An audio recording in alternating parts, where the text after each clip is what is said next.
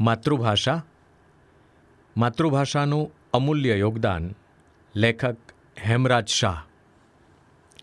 જીવનની એ એક કરુણતા કહેવાય કે આપણે વધુને વધુ આધુનિક થતા ગયા. આધુનિક થવામાં કંઈ ખોટું નથી કર્યું, પણ કરુણતા ત્યાં પ્રવેશે છે જ્યારે આપણામાંથી આપણી માતૃભાષા વિદાય લેતી જાય છે. કહેવાતું આધુનિકપણું આપણને આપણી માતૃભાષાથી દૂર કરી દે છે, તે જાણવા છતાં આપણે આંખ બંધ રાખીએ છીએ. એ કરુણતા છે. હવે ગુજરાતીઓના જીવન ઘડતરમાં માતૃભાષા ગુજરાતીનું યોગદાન એ આશ્ચર્યજનક ઘટના ગણી શકાય. બીજી ભાષાઓ અપનાવતા થયા એ વિદ્વત્તાનો ગુણ ત્યારે ગણાય જ્યારે તેમાં પણ તમે માતૃભાષા જેટલી મોકળાશ માણી શકતા હો. મોકળાશનો અનુભવ કરાવે અને આશા એશનો અહેસાસ કરાવે એ જ માતૃભાષા કહેવાય. અને એ માતૃભાષા એટલે આપણી ગુજરાતી ભાષા. માતૃભાષામાં જે માતૃ શબ્દ છે તે જનેતા કે જનની માટે પ્રયોજાયો છે. માતાના સંબંધો તો ગર્ભનાળથી જ બંધાયેલા હોય છે. એ માતૃ શબ્દ કે માતાને આપણે આપણાથી કેમ અલગ કરી શકીએ? જેમ જન્મદાત્રી માતા સાથે બંધાયેલા સંબંધો હોય છે, તેવા જ સંબંધો માતૃભાષા સાથે હોય છે. અલબત્ત હોવા જોઈએ. માતૃભાષા ખરેખર તો આપણી સહોદર ગણાય. જે ગૌરવશાળી ગુજરાતની ધરતી પર આપણો જન્મ થયો છે અને એ જ ધરતી પર આપણી માતૃભાષાનો પણ જન્મ થયો છે. માતા સમાન માતૃભાષાના જન્મની કલ્પના પણ અતિ રોચક છે. કોણ બોલ્યું હશે પહેલીવાર ગુજરાતી ભાષા? કોણે લખ્યો હશે પહેલો ગુજરાતી શબ્દ? અને કોણે તેને મૂલવીને કે પ્રમાણિત કરતાં કહ્યું હશે કે હા, આ એટલે ગુજરાતી ભાષા? એટલું તો સાચું જ છે કે આપણી ગુજરાતી ભાષા કોઈ વ્યાકરણીઓએ બનાવેલી ભાષા નથી.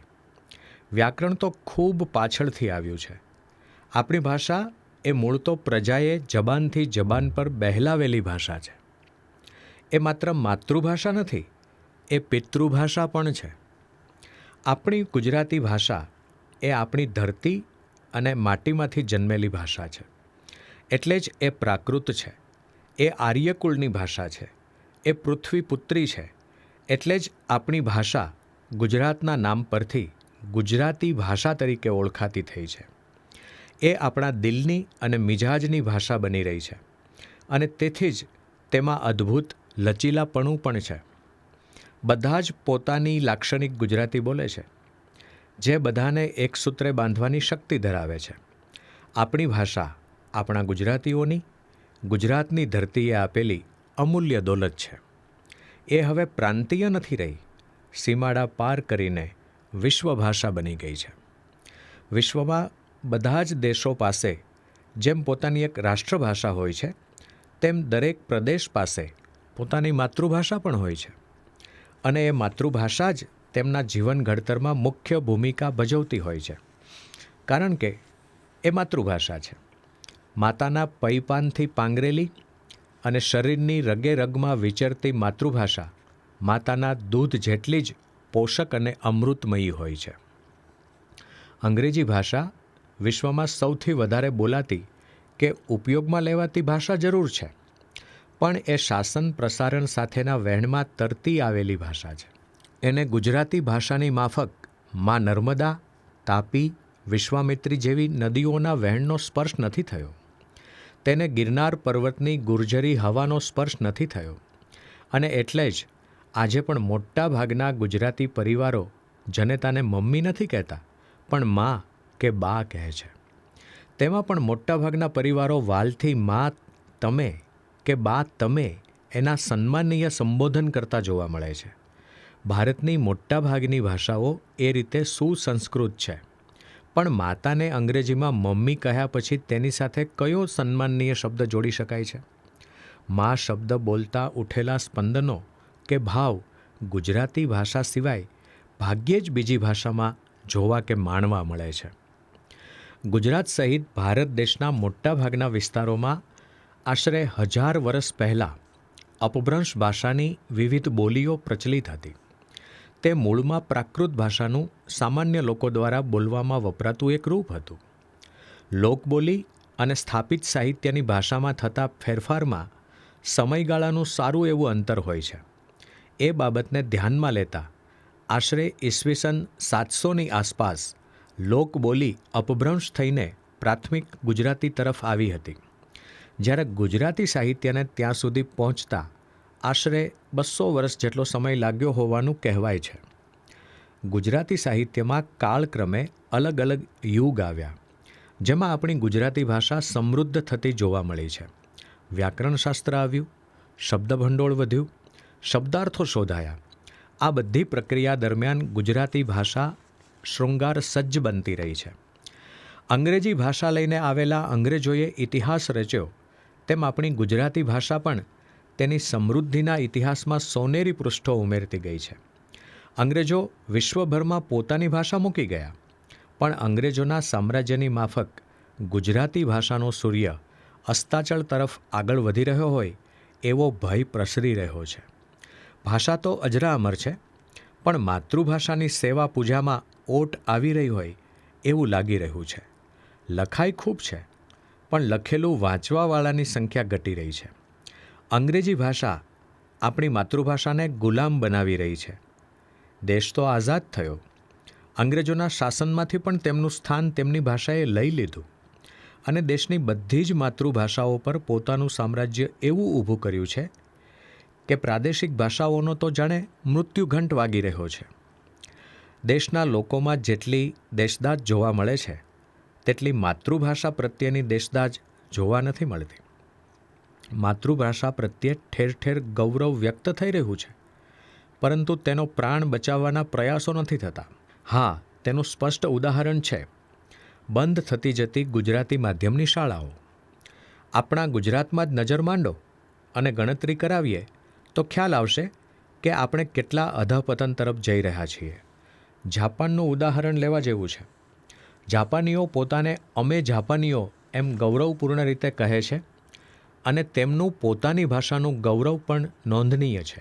એ રાષ્ટ્રભાષા બાપ્પા નિપ્પોનના બદલે અમારી જાપાનીઓની ભાષા એમ કહે છે. જાપાની લોકોએ જાપાનના સમાજનું નહીં, પણ જાપાનના સમાજે એક એક જાપાનીઓનું આવું ઘડતર કર્યું છે. તેની સરખામણીમાં આપણે તો મને લાગે છે દંભ વધારે કરતા હોઈએ છીએ. અત્યંત નિરાશાઓ વચ્ચે એક આશાનું કિરણ દૂર દૂર ક્ષિતિજ પર જોવા મળ્યું છે. ડૉક્ટર ભદ્રાયુ વછરાજાનીના જણાવ્યા મુજબ એવું લાગે છે કે ગુજરાતના શૈક્ષણિક વિશ્વમાં એક નવો સૂર્ય ઉગી રહ્યો છે. પહેલી વખત માત્ર સાહિત્ય નહીં, પરંતુ ગુજરાતી ભાષા શીખવતું પલાશ નામનું પુસ્તક તૈયાર થયું છે અને તેનો પ્રાથમિક શિક્ષણ ઉપક્રમે ધોરણ 6માં પ્રથમ ભાષા તરીકે અભ્યાસક્રમમાં સામેલ કરવામાં આવશે. હવે કવિ શું કહેવા માગે છે જેવા વિદ્યાર્થીઓને પૂછાતા સવાલોને બદલે વિદ્યાર્થીઓને ભાષાથી અવગત કરાવવા અને માતૃભાષા સાથે વિદ્યાર્થીઓના સ્વને જોડીને બૌદ્ધિક અને ભાવનાત્મક પ્રક્રિયા ઊભી થશે.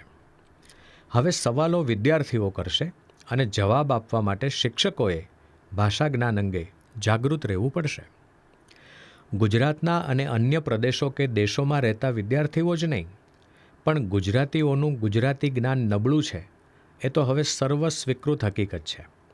આપણે એ સ્વીકારવા દંભ સાથે તૈયાર ન હોઈએ એ સ્વાભાવિક છે, પરંતુ આપણે કેટલા ગુજરાતીઓ જાણીએ છીએ કે બોર્ડની પરીક્ષામાં અંદાજે 2.5 થી 3 લાખ વિદ્યાર્થીઓ માતૃભાષા ગુજરાતી વિષયમાં જ નપાસ થાય છે. આપણે શિક્ષણમાં ભાષાની સજ્જતાના વિકાસને બદલે સાહિત્યના પ્રકારોમાં જ અટવાઈ ગયા હોઈએ એવું લાગે છે. શિક્ષક ભાષા સાથે શું કરે છે એ જેટલું મહત્ત્વનું છે, એ કરતાં વિદ્યાર્થીઓ માતૃભાષાને કેવી રીતે અંતર્ગત કરે છે એ વિશેષ મહત્ત્વનું છે.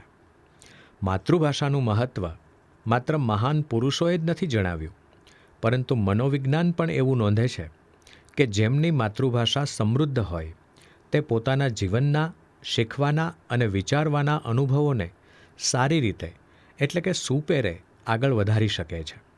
કિશોરાવસ્થા સુધીમાં બાળકોમાં વિકસી રહેલું મગજ માતૃભાષાના વાયરિંગથી જ શક્તિશાળી બનતું હોય છે.